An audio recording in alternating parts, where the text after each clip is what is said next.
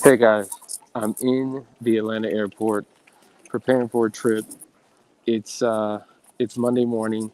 Did not want to cancel today's show. So this is going to be a bit unconventional. I'm walking through the airport, going to my gate, but we're here to talk about the fact that many of you have gotten caught, but you're still lying about it, which is only damaging the relationship. So let's talk. Be right back.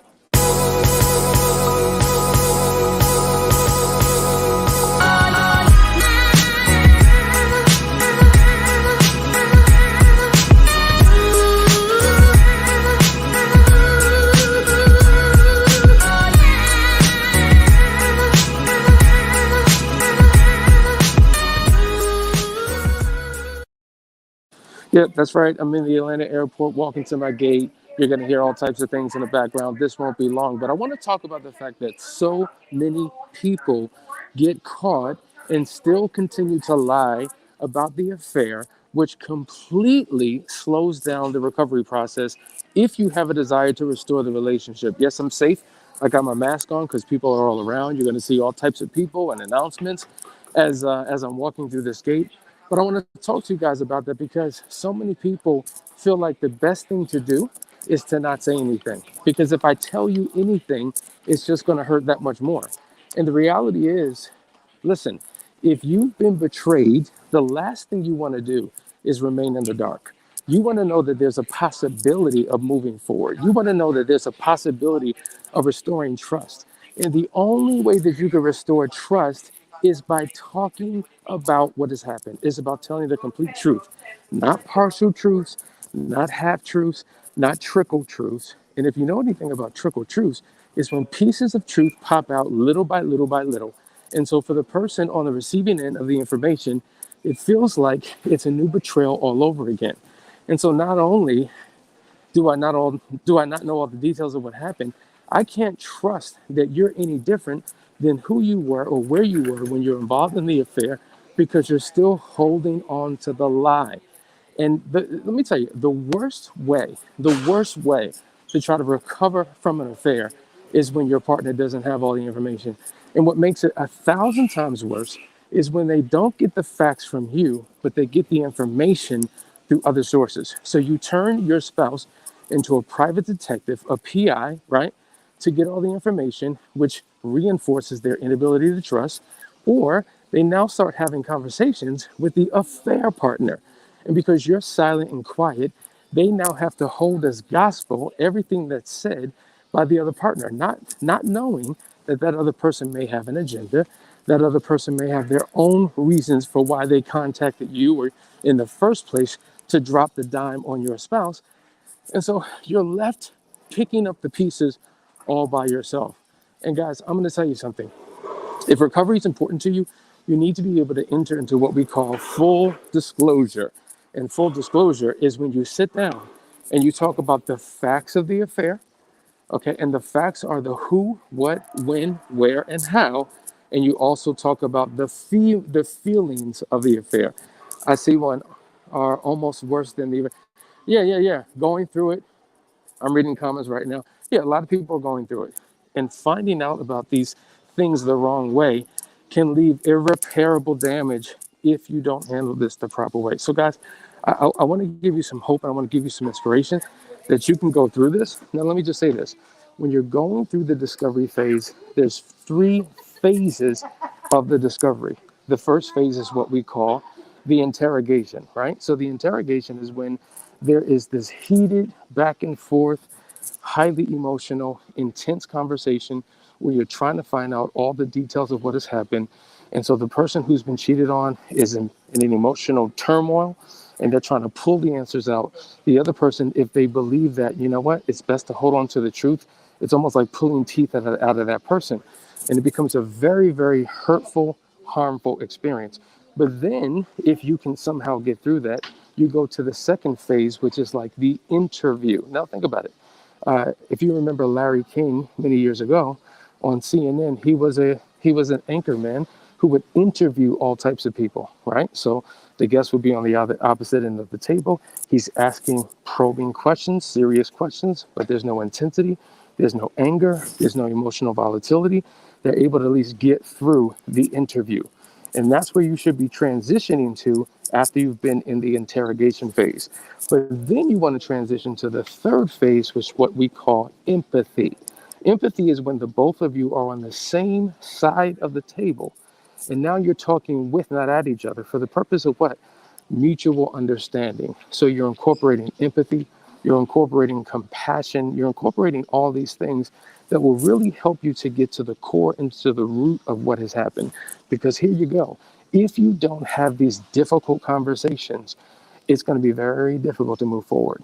If you don't, in these conversations, unpack the why of the affair, the reasoning for the affair, then it's going to be very, very difficult to believe that you have a healthy foundation for moving forward. Kathy says, the trickle of information is horrible. Silence is silence is also, that's right. So when you get pieces of information little by little, as well as no information at all, you're actually doing just as much harm or more harm to your spouse. I've heard many people say, listen, as bad as what you did was, what hurts more is the fact that you've lied about it for so long. The fact that you continue to hurt me by not talking about it. So for the person who's been cheated on, you have to understand the conversations that they're having, they are therapeutic.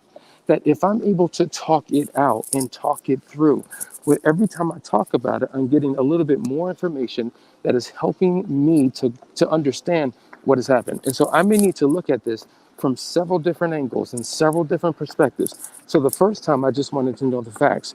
The next time I wanted to know the setting that was involved during this time. Now I'm placing it in my timeline. I'm placing it in my calendar. I'm assessing where I was and where we were in the relationship while this was going on. Because even though you have the narrative or the story of the affair, that is running parallel to the story or the narrative of your marriage, of your relationship. So the affair is hidden in the shadows of our primary relationship. So you're trying to make sense of this. And with one conversation, all the truth doesn't come out. So we had to have a few conversations so I could put these pieces together. It's almost like a puzzle. If you've ever put a puzzle together before, you know it comes with several pieces. And so the person who's had the affair, they're holding the missing pieces to this puzzle for everything to make sense. Wahida says, you are so right. I tried to half tell the truth, but then someone last expected sent my husband a 30-page message giving him every single detail of what I had done. See, this is what I'm saying. 30 pages? I mean, that is a book.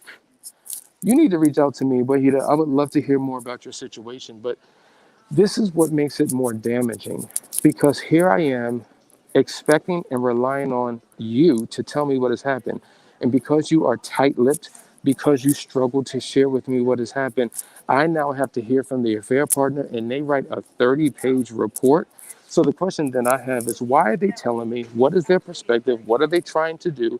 And because when you're having an affair with someone who's single, the agenda and the motive for reaching out is completely different than when you're having an affair with someone who's married. So I would love to hear more about that situation. But these are the things that people deal with. And so this is why we take people through a process of full disclosure. Because if you don't have full disclosure, you will remain in the discovery process for weeks, for months, and dare I say, sometime years. Years is what I'm talking about. So you got to be mindful that you want to get through this process as fast as you possibly can. You don't want to race through it, but you want to get through it because there's a journey along the way. And if you're not willing to take this first logical step in the journey, it will keep you in a stuck pattern. Now, here I am at the airport. Here's an analogy. Imagine getting on a plane, right? You're trying to land, but you don't have clearance. And so you're forced to circle and circle and circle in the air.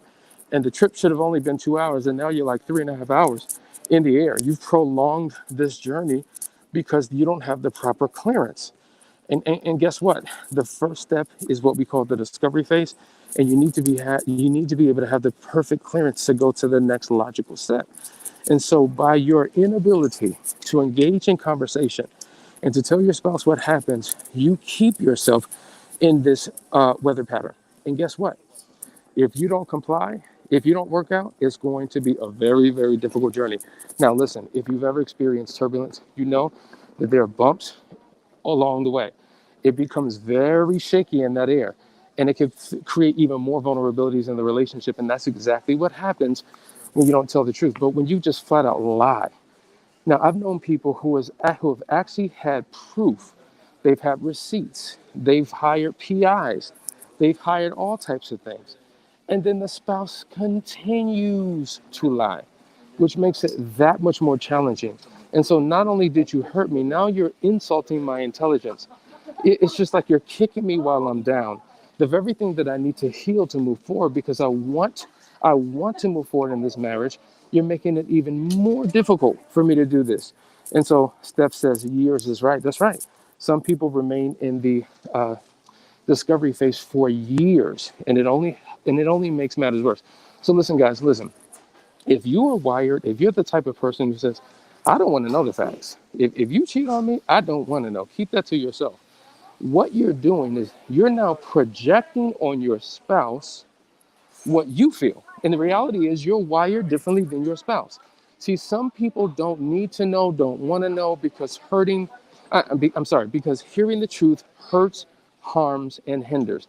But other people have to absolutely know because as they say, the truth will make you free.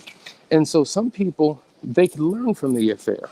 They learn what happened, what went right, what went wrong, what to do next time, and keeping them in the dark only makes matters worse. We have a couple comments.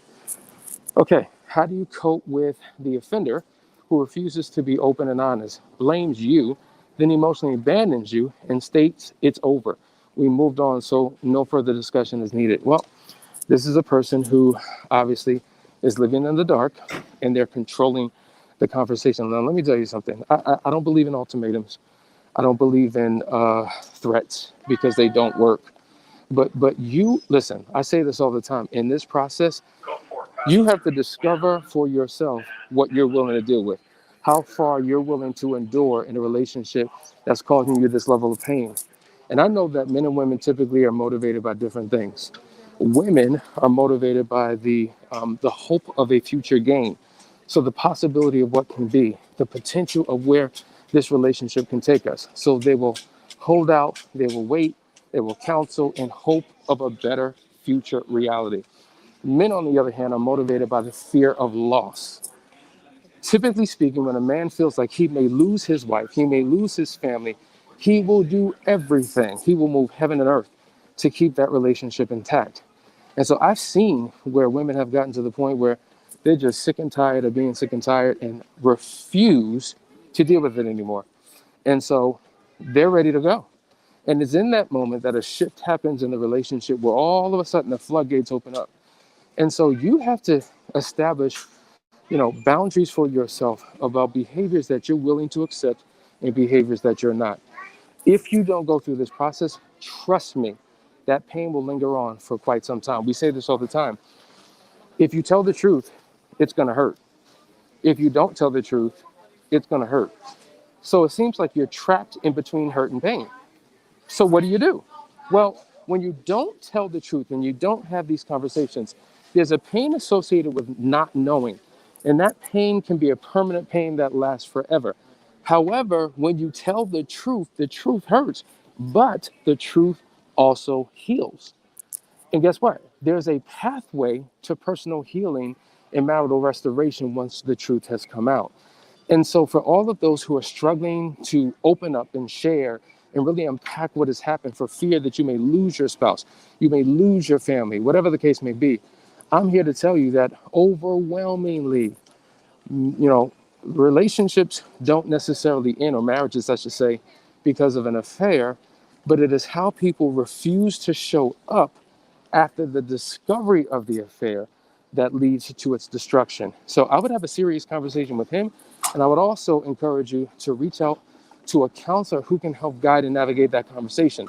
Maybe the reason why he's not wanting to share, maybe he feels like there's no safe environment for it. There may be backlash, there may be consequences.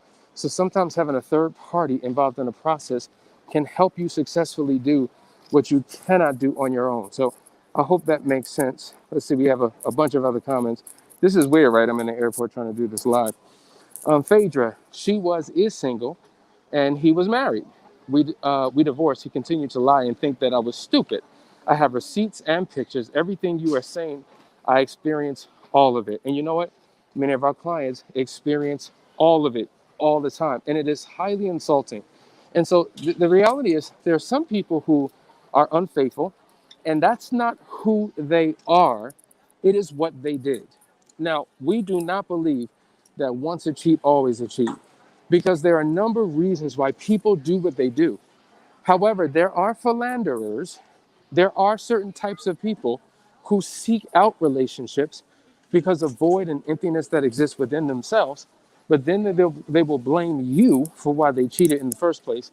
And this is who they were before I do. This is who they are now. And it's not like they don't have the possibility of transforming and changing, they do, but many of them choose not to. So even when a person has a history of doing so, if that person gets to the point where they say, I want to become a new person, I want to change my ways, I want to turn over a new leaf, we know countless people who have been able to have personal transformation after an affair. But then there are others who choose to remain stuck in their ways, and those relationships do not work. They do not last. And so I think it's important to not lump your partner in with what's typical for so many others, and give the relationship and give him or her a chance for redemption and transformation, because you'd be surprised what can happen if you go through a process. All right, Lene says the offending partner should seek skilled counsel before disclosure on how and to whom to disclose. They do not ever want to blame their spouse for their own personal atrocities. I totally agree with you. So we talk about it. We have a video on our YouTube page, and it's entitled "You Will Cheat Again Unless," and it talks about the 6 things that you need to do to keep from cheating. And one of them is exactly what you're saying: personal counseling. Because you could have the desire to do the right thing, but you're doing it in the wrong way, because there is a skill and a technique associated with what you share with your spouse. And you could wind up taking all of your pain and projecting it and dumping it on your spouse because you told the truth in an irresponsible way. So we do believe in radical honesty, but we believe in responsible honesty. And to your point, if you admit something that you've done that's wrong, but then your spouse becomes the fault for why you did what you did, that is irresponsible. Now, a relationship can have a number of vulnerabilities that can create pressure or condition based upon someone's wiring for them to go out and do what they did. But certainly their spouse is not the reason why they cheated. They are the reason. They have to take 100% responsibility for their deeds and actions. But the affair also shines a light on the relationship. And so it allows us to look within the person and to look within the dynamics of that relationship to figure out what needs to be changed, what needs to be adjusted so that relationship can move on. Okay, Peggy says, thank you for all that you do. The interrogation stage wasn't easy, like you mentioned. We're doing much better. But you made it through, Peggy. You made it through. She says the interrogation, because oftentimes it can feel like an interrogation, right? And so the interrogation, think about the police officer who arrests a suspect, books them, take them downtown, put them in that room, and it is a very stressful back and forth encounter. And that's what it's typically like when people are doing it on their own. That's why you need somebody to help you through the process.